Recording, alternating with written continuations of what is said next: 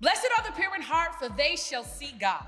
My heart's undivided decision is my undivided attention to be completely His. To play both sides is no way to live. My focus on Him only is the clarity He gives, the pure in heart, the single intent to see. God gives His perfect vision to me, not with my eyes, but to spiritually realize, to perceive and discern. When His ways I take of and learn to see God.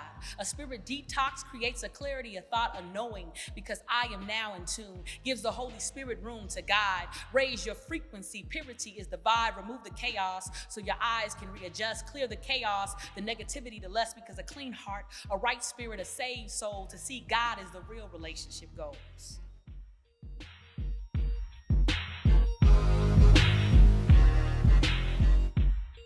Good morning, Anchor community. Hey, right now, you need to know about something. Maybe you already do. Across town in the Lincoln District, Anchor Lincoln is having their first in-person preview gathering. This is really exciting. From the beginning, Anchor has wanted to be a church that plants other churches, that multiplies Jesus-centered movements so more people have access to Jesus-centered community. And so this is like the first expression of us doing that. They're going to have a couple more previews throughout the next coming months for people to come and attend and check out what it looks like, for Anchor Lincoln to be a community and invite people into that community now, so that when they launch, they'll have a really strong core of people that are already invested. This is really exciting for us at Anchor Church. It's exciting because we just want you to celebrate like what God is doing even in this unique season. And it's also it's exciting because it causes us to remember what it looks like to be a church. It's easy to get in the mode of just coming to church or tuning in online and thinking that, yeah, this is kind of what it means to be a church. I come check it out. I come learn. I find community. But God's heart for the church is to mobilize and multiply His communities all around the world. And so when we launch out a church and when people say yes from Anchor Central, joining Anchor Lincoln, leaving this as their primary place and going and starting a new work, it reminds us what it looks like to be the church. And third, it means that there's opportunities for you. Whether you're on just watching online at home, or you're attending in person, or maybe you're doing both depending on your circumstances for the weekend, there are opportunities for you to serve in this season. Could be online, helping out as being a host. It could be in person, and one of the great ways to serve in person. But as people leave Anchor Central to plant Anchor Lincoln, there are great needs at Anchor Central that we want you to find out about and start to lean in towards so that you can have opportunities to serve in this community. So let's celebrate, let's remember, and let's lean into the opportunities in this moment as we look forward in anticipation of the launching of Anchor Lincoln. This is exciting stuff. Hey, we're continuing in this teaching series, The Good Life, looking at the Beatitudes found in Matthew chapter 5. And the one we're looking at today reads like this. It's in Matthew chapter 5, verse 8. And Jesus says, "Blessed are the pure in heart, for they shall see God." Now, I don't know about you, like what you think of when you hear the word heart, but you probably think of like one or two things. The first is like that organ that's at the center of our body that pumps blood out to our extremities, a biological reality of the word heart. Or maybe some of us, we think of Valentine's Day and the candies and the cards and all the celebration that go along with Valentine's Day. But if you're a first century Jew listening to Jesus talk and give that sermon there on the hillside at the beginning of his ministry, you would have a different thing in mind. You see, the scriptural understanding of the word heart is like the control center of your life. Yeah. It's not like we do, where we separate the emotional part of our life and the rational part of our life. We think head and we think heart, and we make this dichotomy between those two things. The scriptural understanding of the word heart is not a dichotomy of head and heart, but really this whole union of who we are, how we live, move, and act.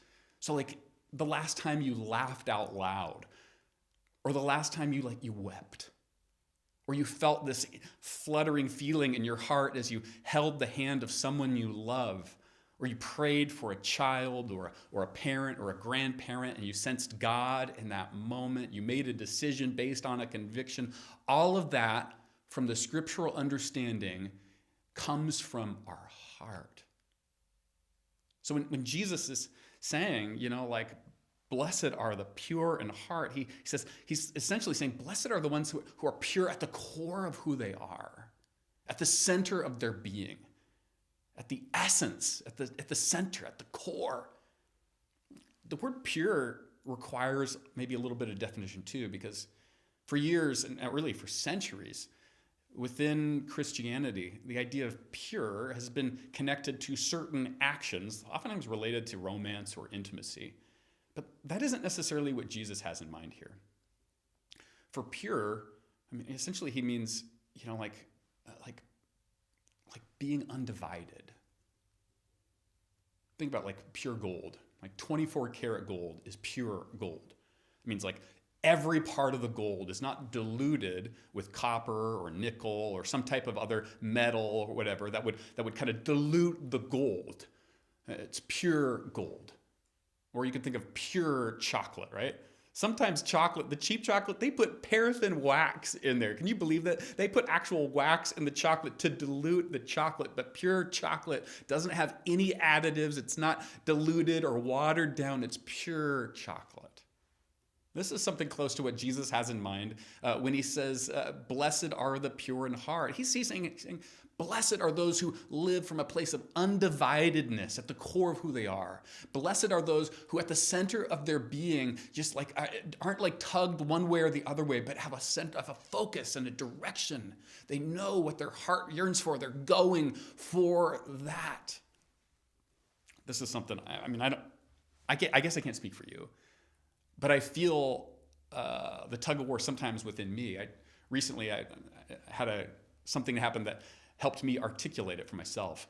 I came home, and oftentimes when I come home, I finish up an email while sitting in the car. Candace sometimes will look out the window, and she's just shaking her head at me as I try to just cram in a little bit of work before I come in and dial in at home and just try to be present with the family. This time I finished an email, and then I walked in, and a text came. And it was like an important text, right? So I had to reply really quickly. And by the time I started replying, my son and my daughter were on both sides of me trying to get my attention. And then I finished that text. I just said, well, I'm just going to finish this quick text. And then another text happened, which was even more important. And I had to respond to that one. And so it happened that there was like multiple minutes passing with the kids on both sides of me, and I'm trying to write this text out. My attention was divided. My attention was going in multiple different directions. My ears were going here. My eyes were going here. I think this is like maybe an illustration that may work for oftentimes what happens at a deeper level, like with our heart.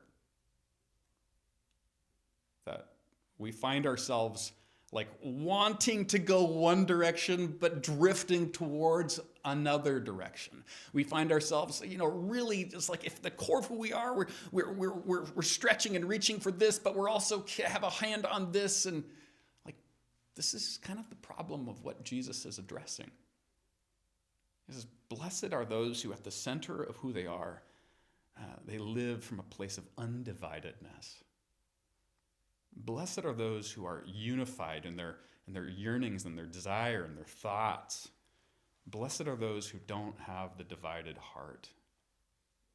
The thing is that, you could believe in God or not believe in God. You could, have one conviction or one belief or another belief. And the reality is that everybody, struggles and wrestles with this. It doesn't matter like where you grew up or, the music you listen to or your beliefs at all. Everybody wrestles with this problem of the divided heart. And because it's universal to human nature, it's part of our human condition, the greatest minds and people and thinkers have weighed in on how to solve the problem of the divided heart. So some have suggested if we could control the environment, if we can control the situation, the context in which, that we're living in and fix the environment, then we would be fixed essentially too. And the problem of the divided heart would be solved. Yeah, if we could put our kids in the right school, or fix the schools that they are in, or if we could, have our family in the right neighborhood, or fix the neighborhood that they are in, or if we could somehow fix the problems that are out there, then we would solve the problem of the divided heart. And the challenge is twofold. It's like, one, it's like a compelling answer. Because really there are problems that are out there that we need to work towards addressing. But where it falls flat is it externalizes the problem. It says the problem is out there. You think about like the scriptural story, it begins in this place that it's completely good, the Garden of Eden. But somehow a problem and brokenness finds its way even there. So we can't externalize the problem, even though it answers a part of it. It doesn't answer it completely or effectively. Others have suggested education. Like, if we could just learn, then if we could just get the right ideas in our head, then we would know how to act, and we would solve the problem of the divided heart, the thing that all of us wrestle with. And they see the problem as ignorance. And so if we could just fight ignorance with knowledge, then everybody would be able to, find their way forward, and we would solve the problem, this kind of human condition problem. But the challenge is that, there are some incredibly intelligent people that make some terribly destructive decisions. And so, ignorance itself does not, solving that problem does not really solve the problem that at the core of who we are. Sometimes it only enables our ability to rationalize our brokenness as not brokenness. Others say morality. If we just constrain, our ability to choose the wrong thing and put guidelines, rules, and regulations around what is good and what is bad, and then we'll be able to force people towards the right thing, and eventually, through effort and work, it'll become second nature. And again, this is it has the resonance of truth, but it's not the whole story. In fact, this is the problem of the Pharisees, where Jesus was critiquing them because they were so focused on behavior modification, but inside they were living a life that was not transformed. Jeremiah, years before Jesus, an Old Testament prophet, he says this towards the beginning of his book. He says, the human heart is the most deceitful of all things. Now, that sounds like kind of bad news. And he goes on, he says, and desperately wicked. Who really knows how bad it is? I love that question at the end. Who really knows how bad it is? Well, on one hand, it's bad news, right? But on the other hand, it's like realism, right? It recognizes that the problem isn't just ignorance in our head or out there, or wrong choices with our hands or with our decisions, but it really comes from the core of who we are. There's something that needs to be healed and transformed at the center of who we are if we're to really answer the problem of the divided heart. Years ago, as a teenager, I got caught red-handed. I had been using drugs for a few years, and my parents caught me. I got caught. And they made a decision to put me into drug counseling. And so I went through this process of having a drug test monthly, getting drug counseling, having some intense restrictions. Cell phones didn't really exist back then, but if cell phones existed back then, I would not be able to touch a cell phone. There'd be limits on my life. I couldn't hang out with friends. When I got home from school, I just stayed at home. And that was the way for a few months, probably 4 or 5 months of this heavy restriction. And you would think on the other side of that, after my parents got tired of paying for the drug tests and the counseling, or they felt like I had moved through to the next stage, you would think that I would have emerged on the other side of that, knowing the error of my ways and having changed my life and having a different perspective on life and knowing not to do the wrong thing again. But the interesting thing is that as the restrictions loosened up, I just went back to doing the same thing that I did. You see, the problem, isn't answered by external means. There's something at the core of who we are.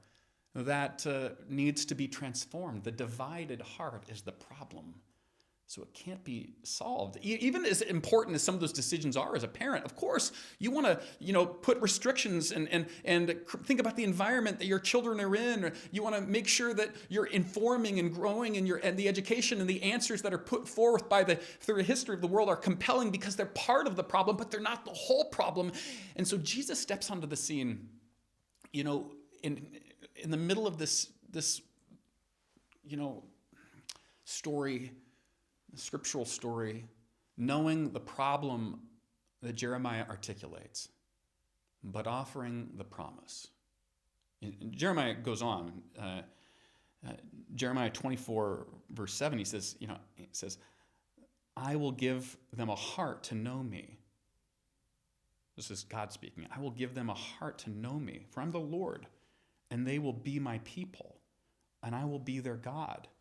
For they will return to me with their whole heart. You see, Jeremiah articulates the problem and the promise, and Jesus steps into the middle of this, with the promise not being fully revealed, but the problem definitely being there. And the Pharisees trying to answer the problem through behavior modification and doing the right things enough so you finally get used to it. And other people having their own ideas, Greek philosophers thinking that education would solve it, and others, and Jesus steps right into the middle of the problem and offering the promise. This is this is really what Jesus is there for.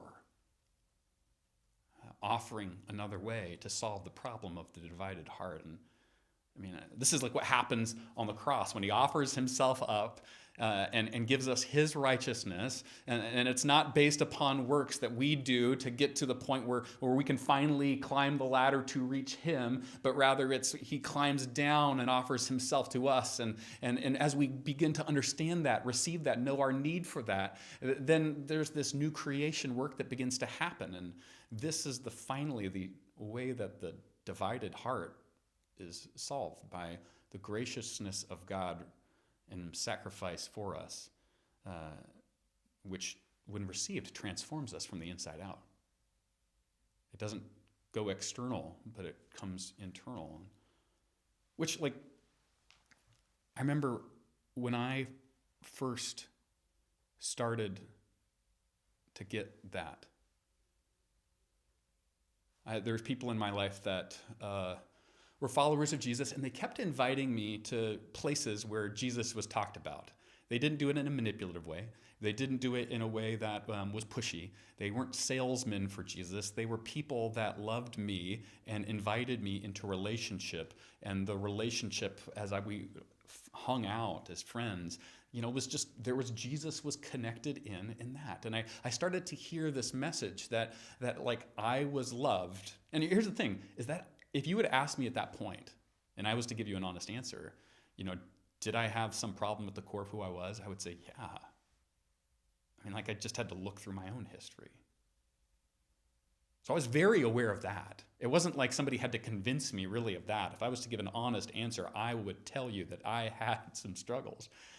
What I didn't know was that I was loved.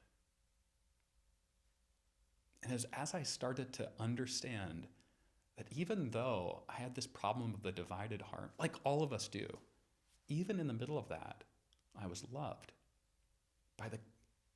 by Jesus, who gave himself for me. That began to bring transformation. That began to hit me at the center of who I was, the core of who I was. And there began to be this not dividedness, but this undivided heart. I'm reading in Luke chapter 15 this week, and with part of the verses we're looking at in the growth group that I'm a part of here at Anchor. And one of the verses that stuck out to me this morning, it's talking about this shepherd looking for a lost sheep. And the verse in Luke 15, verse 6 and 5 and 6, it says, and when he finds the sheep, he joyfully puts it on his shoulders and goes home. The idea that the shepherd, God, when he finds us, he wouldn't berate us and say, how dare you run away? How dare you have this divided heart? What are you thinking? Come on. He doesn't berate us, but he's filled with joy. Oh, I'm so glad to see you. Knowing that the creator of the universe, his disposition towards you is that even in the middle of our mess and brokenness, he finds us in that part. He climbs down the ladder to see us eye to eye and communicates his love for us. That and that alone has the power to transform us at the core of who we are.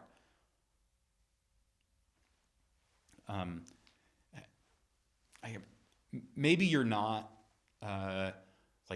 feeling that or finding that. Maybe you're not yet a follower of Jesus, or maybe you've been a follower of Jesus, but you're wondering if you even are anymore because it feels like the last time you really felt connected to God was a while ago.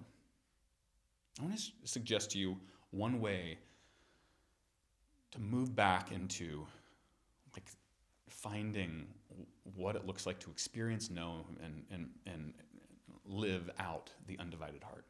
And it really just is looking back at some of the verses that we've looked at over the course of this series. Jesus begins with, blessed are the poor in spirit. When you recognize that at the core of who we are, we have limits. We're not perfect. We can't do everything we wish to, and we often do the things that we do imperfectly. We're limited human beings. We're poor in spirit. When you recognize that, you start to recognize your need. And Jesus says, blessed are those who mourn. When you start to mourn, you don't cope or escape, but you start to mourn the stuff in your life that doesn't go like you want, and the stuff in the world that doesn't go like you think it should, and you actually mourn there. You're present with the pain of that. And then Jesus says, blessed are the meek.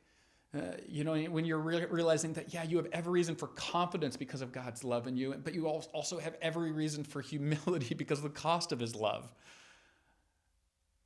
When you start to realize you're poor in spirit and you need to mourn and you're meek, you start to realize your need for Jesus. It really opens us up to our need for him. And then you're blessed are those who hunger and thirst for righteousness. When you start to realize the need, you know what you hunger for, what you truly hunger for, and what God alone can do. And then it says, blessed are those who are merciful.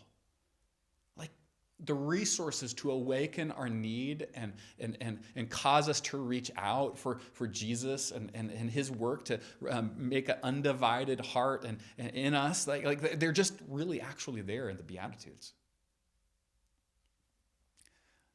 I guess I'm going to make another kind of important point. Is that Jesus, the undivided heart doesn't mean a perfect life. Jesus doesn't say, blessed are those who live out a perfect life. He says, blessed are those who are pure in heart. Now,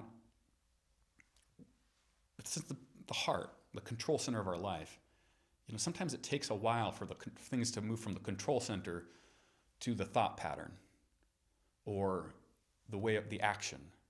And so sometimes our heart might be undivided. Our heart might be made new, but we're still wrestling with some of the old patterns of thought. And there's this timeline for growth to actually make its way into our life. And so Jesus doesn't say, blessed are those who live perfectly, who do everything right, but blessed are those who really want God at the core of who they are, who really, they're hungering from a unified place for God to work in a powerful way, even if they don't do it perfectly every time. Blessed are those who are at the core of who they are. They really, they yearn, they think, they're reaching for God. And the promise is that we'll see God. Blessed are those who are pure in heart, for they'll see God. And the Old Testament says, anyone who sees God, when no one can see God and live. So it's what does that mean to see God? Well, it means this. Is when you're living from an undivided place. Not perfectly, but you're living from an undivided place. You start to see God everywhere. You see him in the child's wonder. And maybe it is your child or another, just a young kid. Their questions and their wonder, their curiosity, just like it says in Mark chapter 9, it's like if you're going to enter the kingdom of God, you have to be like a child. You start to see glimpses of God in children. In Matthew 25, it talks about like when you meet a person that's in need and you feed them, or you meet a person in a detention center, you listen to them, like you're actually seeing Jesus there. And when you're living from an undivided heart, like it talks about in Matthew 25, you start to see Jesus in those that are marginalized as you're reaching out and caring for them and listening to their stories. You see Jesus there. You start to see Jesus as you open up the scriptures and you slow your body down and you take a breath to be present with God's word, and you start to hear God's voice and see him as he uses his word to interface with what's going on in your life. You start to see God in the relationships that you have. You start to see God even in the unanswered prayers. Because you're living from this place of this undivided heart, and you're saying, okay, even as that prayer was not answered, I have the provision I need. Blessed are the pure in heart, for they shall see God. We have to believe that God is like working in all these different places, and so available to see in all these different places, on unanswered prayers and answered prayers, in challenging relationships, in the children's question, in a detention center, in a hungry person. We have to believe that Jesus is working there, not only because Scripture says it, because Jesus has this habit of showing up in the unexpected places. He shows up in brush fires and mangers. He shows up in empty tombs. He shows up on the side of seashores. He shows up in the unexpected places. So he shows up in office cubicles, in tough conversations in home. He shows up at church. He shows up in streets. And it's blessed are those who at the core of who they are. Blessed are the undivided hearts. Not the perfect, but the undivided hearts. For they